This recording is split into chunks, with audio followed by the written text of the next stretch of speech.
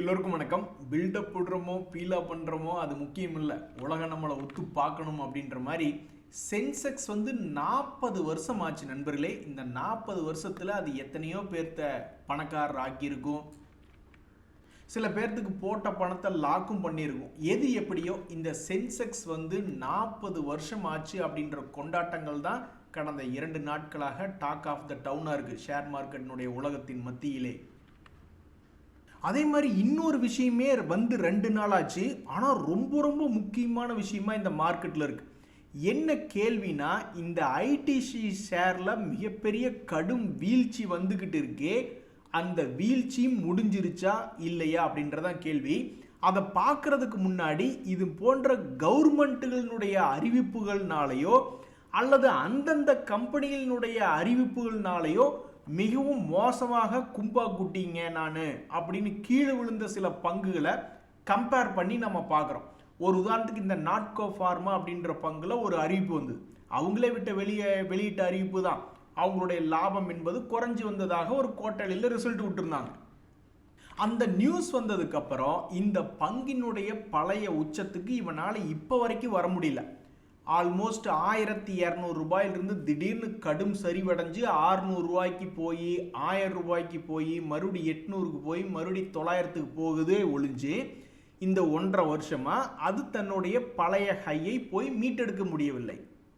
அதே மாதிரி தான் இந்த இண்டஸ்இண்ட் பேங்க், யாரா சாப்பிட்டு இருந்த லஞ்சில் என்னத்தையோ கலந்து விட்டது, 2-3 நாளாக 2-3 வருஷமாகவே லூஸ் மோஷன் போய்கிட்டு இருக்கே அப்படின்ற மாதிரி இதுவும் இவங்களே வெளியிட்ட அறிவிப்பு தான். ஒரு தடவை அவங்களுடைய குவார்ட்டர்லி ரிசல்ட்ஸ் புவர் பர்ஃபார்மன்ஸாக இருந்தது, அப்புறம் கணக்கு எப்படி எழுதுறதுனே தெரியாதபடிக்கு அதை ஏதோ ஒரு அக்கௌண்டிங்கில் கொஞ்சம் மிஸ்டேக் அப்படின்ற மாதிரி சொல்லிவிட்டு அந்த 2 காரணங்கள்னால கடும் சரிவடைந்த பங்கு தன்னுடைய பழைய ஹை 1600 ரூபாயை இன்னும் திருப்பி தொடவே இல்லை. இப்போ ஒரு உதாரணத்துக்கு நெட்வெப் டெக்னாலஜிஸ்னு ஒன்று இருக்குன்னு வச்சிங்களேன், அது கீழே விழுந்துட்டான். அதுக்கப்புறம் அவனுக்கு ஒரு ஆர்டர் கிடைச்சிருக்குன்னு சொல்லி தன்னுடைய பழைய ஹையெல்லாம் தாண்டி ஒரு முறை போயிட்டு வந்துட்டான். அந்த மாதிரி நடக்க மாட்டேங்குது. ஐஇஎக்ஸ் அப்படின்ற ஒரு பங்கு நிறைய பேர்த்துக்கு தெரிஞ்சுக்கிறதுக்கு வாய்ப்பு இருக்குது. அதில் இதே மாதிரி தான் ஒரு கவர்மெண்ட் அனௌன்ஸ்மெண்ட் என்பது வந்தது. அதுக்கப்புறமே அந்த பங்குமே முயற்சி பண்ணுனா இருந்தாலும் அவன் மேல் நோக்கி வரும்பொழுதெல்லாம் அந்த செய்தியை வச்சுக்கிட்டு அந்த பங்கினுடைய விலை கீழே தான் போய்கிட்டே இருந்து அந்த பழைய ஹை என்பது ரீச் பண்ண முடியல. அதே மாதிரி தான் இந்த டெல்டா கார்ப் அப்படின்ற பங்கு, அவங்களுக்கு ஜிஎஸ்டி அவங்களுடைய ப்ராடக்ட்ஸில் ஜிஎஸ்டி சம்மந்தப்பட்ட தகவல்கள் வந்த பொழுது நொறுங்கிடுச்சு அந்த பங்கெல்லாம். ஆல்மோஸ்ட் தன்னுடைய உச்சத்திலிருந்து கீழே வந்த பங்கு இன்னுமே அவனால் பழைய ஹையை தொடவே இல்லை. 2 வருஷத்துக்கு மேலாச்சு. நசாரா அப்படின்ற பங்கு சமீபத்தில் நல்லா மேல் நோக்கி ஏறி வந்த பங்கு தான். இந்த பங்குலேயும் ஒரு கவர்மெண்ட் அனௌன்ஸ்மெண்ட் என்பது வந்தது. அதுக்கப்புறம் பார்க்கும் பொழுது இன்னும் அது தன்னுடைய பழைய ஹையை திருப்பி பிடிச்ச பாடில்லை. இப்போ நம்ம இந்த ஐடிசி ஷேர்னுடைய கதைக்கு வருவோம். இந்த ஐடிசி ஷேரில் செல்லிங் முடிந்ததா அப்படின்னா, இந்த அதிர்ச்சியில் இருக்கக்கூடிய செல்லிங் முடிஞ்சிருச்சு. உங்களுக்கு தெரியாதில்ல, பல்வேறு மியூச்சுவல் ஃபண்டுகள் ஆகட்டும், பல்வேறு பெரிய ஆட்கள் ஆகட்டும், குவாலிட்டியாக இருக்கக்கூடிய பங்குகளையும் எதிர்காலத்தில் லாபம் பண்ணுவான் அப்படின்ற ஒரு பங்கையும் தான் வாங்குவான். இன்னும் சில மியூச்சுவல் ஃபண்டுகள்லாம் இருக்குது. இந்த மாதிரி மனித குலத்துக்கு நாசத்தை ஏற்படுத்துகின்ற இந்த பீடி சிகரெட் மற்றும் அந்த ட்ரிங்க்ஸ் ரிலேட்டடான பங்குகளையெல்லாம் அவங்க வாங்கவே மாட்டாங்க. எத்தனை பேர் டிவி முன்னாடி உட்காந்துக்கிட்டு லஞ்சு டீன்னு என்னத்தை சொன்னாலும் சரி அதெல்லாம் வேண்டாம் அப்படின்ற மாதிரிலாம் நிறைய பேர் ஒதுக்கிடுவாங்க. ஸோ இப்படி இருக்கக்கூடிய நிலைமையில் இந்த ஐடிசியினுடைய பங்கு சார்ட்டில் என்ன ரெக்கார்ட் ஆகிருக்கு அப்படின்னு பார்த்தீங்கன்னா, கிட்டத்தட்ட 500 ரூபாய் என்பது அதனுடைய உச்சமாக ரெஜிஸ்டர் ஆயிருக்கு. ஸோ நியூஸ்கள் வந்திருக்கக்கூடிய எந்த பங்குகளுமே இன்னும் தன்னுடைய பழைய உச்சத்தை 1 வருஷம் 2 வருஷம் ஆயும் இன்னும் தொடலை. ஒருவேளை இந்த ஐடிசியும் அதே மாதிரி இருந்தது என்றால் அந்த ஐடிசி போன்ற கம்பெனிகள் கொடுக்கின்ற டிவிடெண்ட் மட்டுமே இதுக்கு ஒரு வருமானமாக இருக்கும். ஸோ இந்த நிலை மாற வேண்டும் என்றால், ஏன்னா எந்த பங்குமே திரும்பி இன்னும் தன்னுடைய பழைய ஹையை பிடிக்க முடியலையே. ஐடிசி நல்லா இருந்தப்பவே அது ரொம்ப ஸ்லோவான ஸ்டாக் அப்படின்ற மாதிரிலாம் பேசிக்கிட்டு இருப்பாங்க. நீ இவன் எப்போ 500 ரூபா தொடுவான்னு யாருக்கும் தெரியாது. இது 500 ரூபாய் தொடணும்னா அடுத்தடுத்த அறிவிப்புகள் நம்மளுக்கு தேவை. என்ன அறிவிப்புகள் வேணும்னா, உடனே ஐடிசி நாங்கள் அதே மாதிரி டொபாக்கோ ப்ராடக்ட் தான், பட் வேறு வகையாக நாங்கள் மார்க்கெட்டுக்குள்ளே வர்றோம் அப்படின்ற மாதிரி ஏதாவது ஒரு அறிவிப்பு வரணும். சில ப்ராடக்ட்லாம் பார்த்துருக்கீங்களா, சிப்ஸ் ப்ராடக்ட் இருக்கும். உள்ள காற்று வந்து நிறைய நிரப்பி ஒரு 2 பீஸ் 3 பீஸை மட்டும் உள்ள சிப்ஸை போட்டுவிட்டு ஒரு பெரிய விலைக்கு விற்றுக்கிட்டு இருப்பாங்க. அந்த மாதிரி அந்த அவங்களுடைய ப்ராடக்டில் ஏதாவது ஒரு ஆல்ட்ரேஷன் பண்ணி அப்போவும் அதை ஒரு லாபகரமாக வண்டி ஓட்டுற மாதிரி இருக்கணும். அல்லது அடுத்த Q3 ரிசல்ட் அல்லது Q4 ரிசல்ட்னு அடுத்தடுத்த 2 குவார்ட்டர்னுடைய ரிசல்ட்டில் வந்து இந்த சிகரெட்டினுடைய விலை ஏற்றத்தினால அந்த டேக்ஸ் அதிகமாக போட்டதுனால மக்கள் இன்னும் மாறல, அவங்க தொடர்ந்து வாங்கிக்கிட்டு தான் இருக்காங்க அப்படின்ற மாதிரியான ஒரு தகவல்கள் வருதுன்னு வச்சுக்கோங்களேன். அப்போ தான் இந்த ஐடிசி வந்து மறுபடியும் கீழேருந்து மேல் நோக்கி போய் தன்னுடைய பழைய கையை தொடர்றதுக்கு ஒரு வாய்ப்பு அப்படின்ற மாதிரி இந்த மார்க்கெட்டில் நினச்சிக்குவாங்க. இல்லைன்னா எப்படி இந்த 1.5 வருஷமாக வரிசையாக கும்பா குட்டிகளாக இருக்கிறதோ இந்த Natco pharma, IndusInd bank, IEX, Delta corp, Nazara tech போன்ற பல்வேறு கம்பெனிகள் அவங்களுடைய அறிவிப்புகளுக்கு அப்புறம் எப்படி விழுந்து கிடந்து இன்னும் பழைய கை போகலையோ அதே மாதிரி தான் இருக்கும். அதனால தான் பெரிய பெரிய ஃபண்டுகள் வந்து சரி என்னமோ ஆகிட்டு போகுது, அறிவிப்பு வந்துடுச்சு, இந்த அறிவிப்பு எங்களுக்கு வேண்டாம் இனி அந்த ஸ்டாக்குன்னு அவங்க என்ன பண்ணுறாங்கன்னா அந்த ஸ்டாக்குகளை விட்டுட்டு வெளியே வந்துட்டு வேற ஸ்டாக்குகளுக்கு போயிடுறாங்க. அவங்க வெளியே வரும்பொழுது ஏற்படுகின்ற அதிர்ச்சி தான் இது. ஆடாடா இங்கே பார்த்தீங்களா நண்பர்களே, ஒரு துரதிருஷ்டவசம். அதாவது எல்லா ஷேர்ஸும் சேர்ந்து விழும் பொழுது தலை சுத்துது அப்படின்ற மாதிரி ஒரு நண்பருக்கு போர்ட்ஃபோலியோவில் கோல்டு, ஐடிசி, ஐடி ஸ்டாக்ஸு, அப்புறம் எலக்ட்ரானிக்ஸ் மேனுஃபேக்சரிங் கம்பெனிஸ் இதெல்லாம் இருக்குது.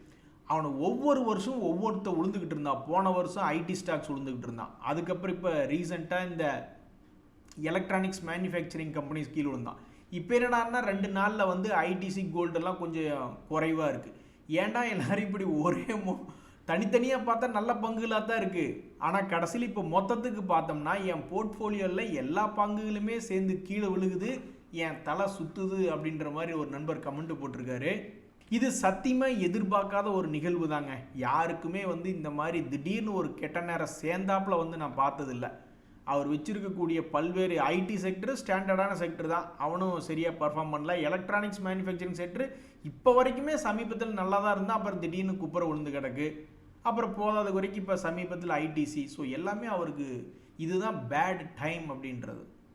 அதனால் நண்பர்களே, நல்ல நல்ல குவாலிட்டியான ஷேர்களை பல்வேறு செக்டர்களில் பிரித்து ஒரு 1000 ரூபாய்க்கு கம்மியாக இருக்கக்கூடிய ஷேர்கள், குவாலிட்டி ஷேர்கள் என்னென்ன அப்படின்றது பிரித்து பார்க்கணும். ஒரு உதாரணத்துக்கு ரொம்ப எளிமையாக பேங்கிங் செக்டர்னால் எல்லாத்துக்குமே தெரியும். பேங்கிங் செக்டரில் குவாலிட்டியான ஸ்டாக்ஸ் என்னென்னா இது ஸ்டேட் பேங்க் ஆஃப் இந்தியா போன்ற பங்குகளை எல்லாம் சில பேர் செக்டர் லீடராக இருக்கக்கூடிய பங்குகளுக்கு தான் ஃபோக்கஸ் பண்ணுவாங்க. அதுதான் பெரும்பாலும் குவாலிட்டியாகவும் இருக்கும். ஒரு ஐசிஐசி பேங்க், ஹெச்டிஎஃப்சி பேங்க்கு, எஸ்பிஐ இது போன்ற பங்குகளை தான் நிறைய பேர் சூஸ் பண்ணுறதுக்கு முயற்சி செய்வாங்க. ஸோ அந்த மாதிரி சூஸ் பண்ணும் பொழுது இந்த மாதிரி எல்லா ஷேருமே சேர்ந்து விழும், அப்போது எனக்கு தலை சுற்றுது, அது போன்ற பிரச்சனையிலேருந்து வெளியே வந்துடலாம். எனக்கு தெரிஞ்சு இந்த மாதிரி நல்ல குவாலிட்டியான ஷேர்ஸ் பல்வேறு செக்டரில் இருந்து எல்லாமே கீழே விழுந்து நான் பார்த்தது கிடையாது. இந்த நண்பரே வந்து எல்லா ஷேர்ஸுமே கீழே விழுகுது அப்படின்னு சொன்னாலும் அவர் கவர் பண்ணியிருக்கிறது 3 செக்டர் தான்.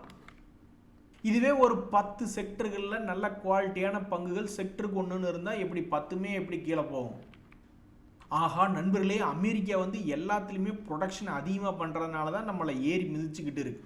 அதில் ஒரு விஷயத்தில் வந்து சைனா வந்து இனி அமெரிக்காவினுடைய ப்ராடக்ட்ஸ், அமெரிக்காவினுடைய மேனுஃபேக்சரிங் விட ஓவர்டேக் பண்ணிடுச்சுன்னு வச்சிங்களேன், அப்புறம் உலகத்தில் சைனா தான் பெரிய ஆளாக இருக்கும்.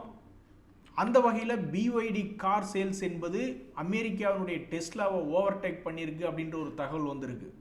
அதே மாதிரி நண்பர்களே, குவாலிட்டியான பங்குகளில் செக்டர் லீடர் அப்படின்னு சூஸ் பண்ணும்பொழுது எதிர்காலத்தில் ஏதாவது ஒரு இன்ஃபர்மேஷன் வருமா அப்படின்றது ரொம்ப முக்கியம். குவார்ட்டர்லி ரிசல்ட்ஸ் வர்றதை விடவும் இப்போ ஒரு உதாரணத்துக்கு பட்ஜெட்டில் வந்து டிஃபென்ஸில் அதிகமாக அலோகேஷன் பண்ணுறோம், அதுலேயும் ஷிப் பில்டிங்கில் அதிகமாக அலோகேஷன் பண்ணுறாங்கன்னா மொத்தமே 3 பேர் தான் இருக்காங்க. மசகான் டாக், கொச்சின் ஷிப்யார்ட், GRSன்னு 3 பேர் தான் இருக்காங்க.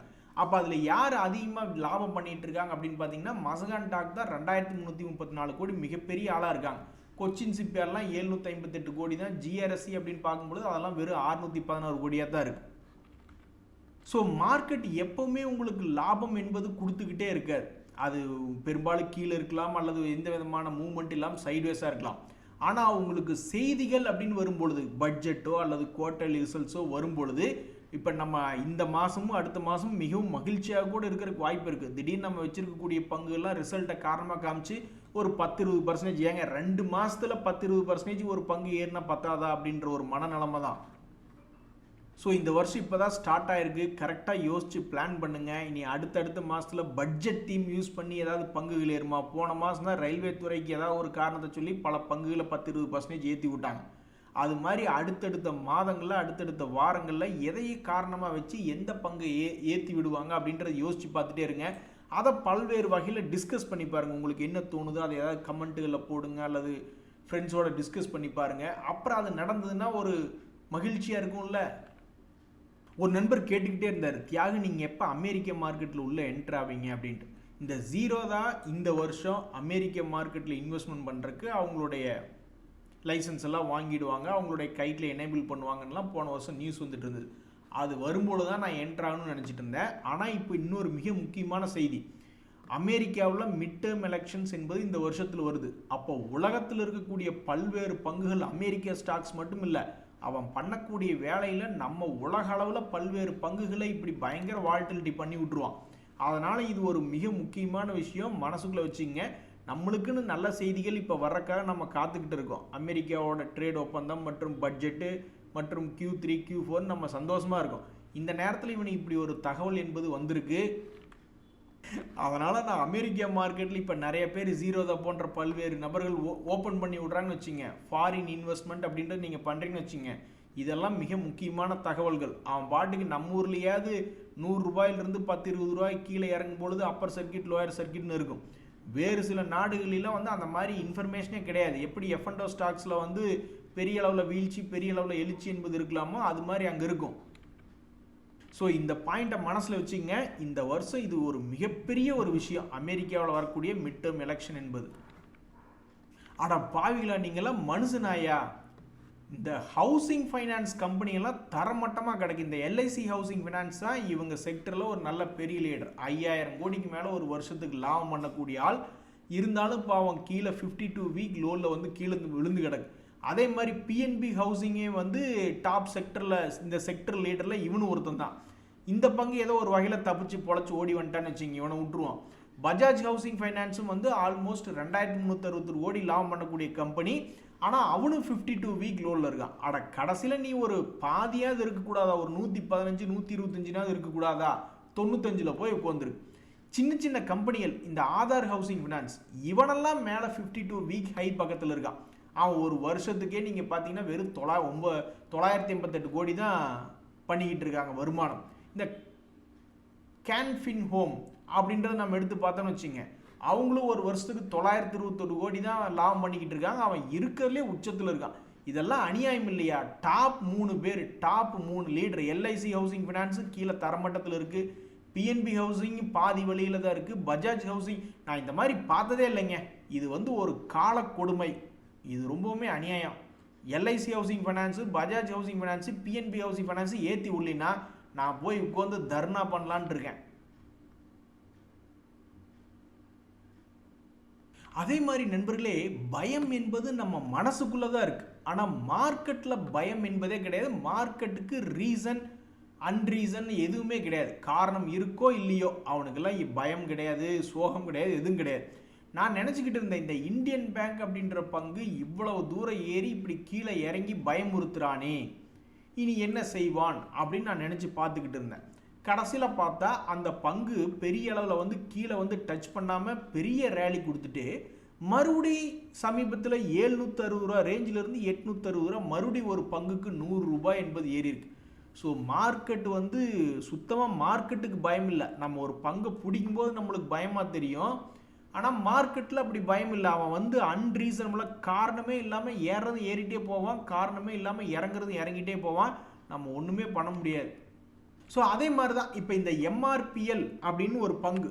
இந்த பங்கில் சமீபத்தில் என்ன ஒரு தகவல் அப்படின்னு பார்த்தீங்கன்னா, 200 டேஸ் மூவிங் ஆவரேஜ் கிட்ட ட்ரேட் ஆகிட்டு இருக்கு. இனி தன்னுடைய பழைய ஹை 180 ரூபாயை போய் தொடுமா அல்லது பழைய லோ 110 ரூபாயை போய் தொடுமா அப்படின்றது தெரில. இன்னும் எவ்வளவு மாதங்கள் ஆகும் அப்படின்றது யாருக்கும் தெரியாது.